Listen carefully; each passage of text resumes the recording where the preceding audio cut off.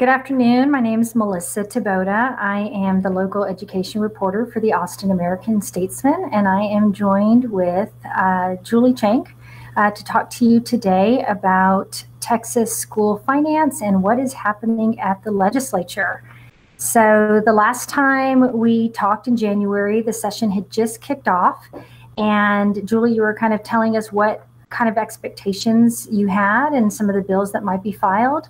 What's happened so far? So I think the biggest news so far actually happened earlier this week with the passage in the Texas House of House Bill 3, which is the big school finance package, which earlier estimates had basically said that schools would get about $6 billion over the next 2 years more. And then $3 billion of it would go towards bringing down property taxes that school districts collect over the next 2 years. So it's a big spending bill. And, you know, the Senate also agreed to spend about that much on school finance and school property tax relief.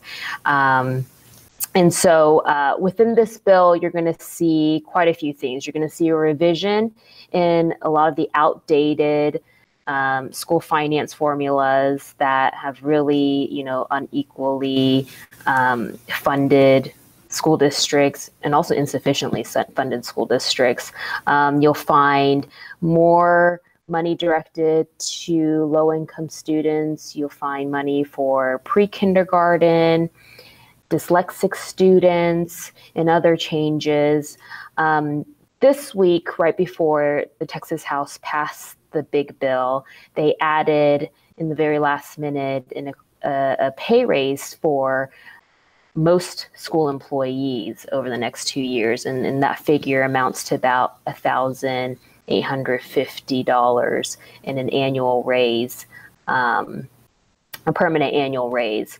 So that's the Texas House's plan, whereas the Texas Senate, their pay plan for teachers is a little bit different in that they want to give a $5,000 across the board pay raise, but to fewer types of employees. So to go directly to just classroom teachers and librarians, as opposed to most school employees in the Texas House plan.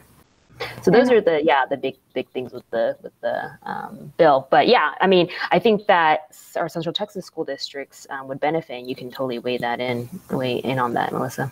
Yeah, and I think some of them, are cautiously optimistic about the plans. Some of them didn't want to be forced or have money specifically tied to pay raises necessarily, or be concerned. They had some concerns that there might end up being unfunded mandates down the road, that there's money today but there might not be money in the future. But overall, they seem to be pretty warm about the proposals, and especially the House proposal. And they did seem like Austin would be reducing its recapture rate by, I want to say, like $195 million.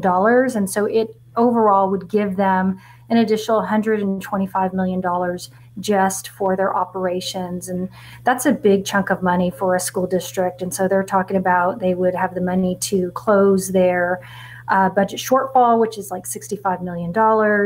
They would be able to put money into academic programs like literacy, and also do pay raises. So I'm not exactly sure how that would work. Maybe you can kind of shed some light if teachers or districts were already thinking about doing pay raises with the money that they would get, and now there's a provision for them to also have funding for employee raises. I mean, how do those two mesh, if they do at all? Right. Yeah. And lawmakers were also thinking about that too earlier this week as they were debating this provision in the bill.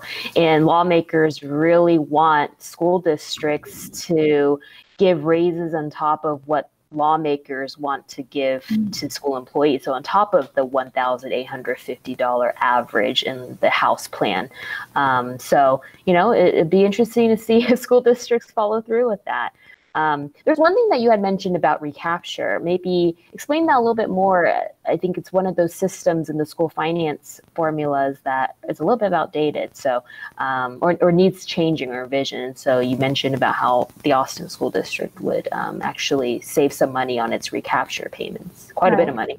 And not just Austin, although it is the largest payer of recapture in the state, but basically recapture means that districts that fall in property wealthy areas, so the land that they sit on is worth a lot, have to pay into the state, have to pay a certain amount, and it's based on a formula to help subsidize education in property poor school districts or districts where their property isn't valued as much. And it's basically aimed at equity, being able to even the playing field among school districts and the type of funding that they have for their students.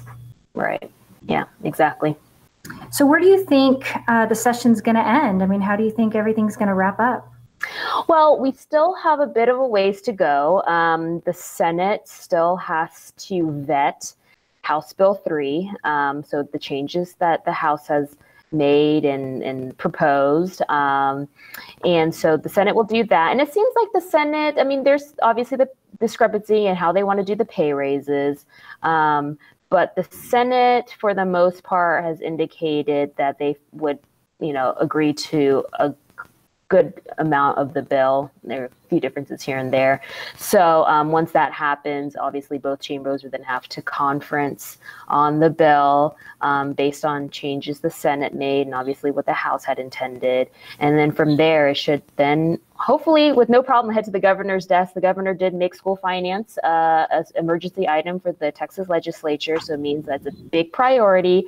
And so it seems like lawmakers are really pushing it forward and really optimistic that they'll get something done. So we'll see what the future holds for the 5.4 million students in the state of Texas. Awesome. That's great.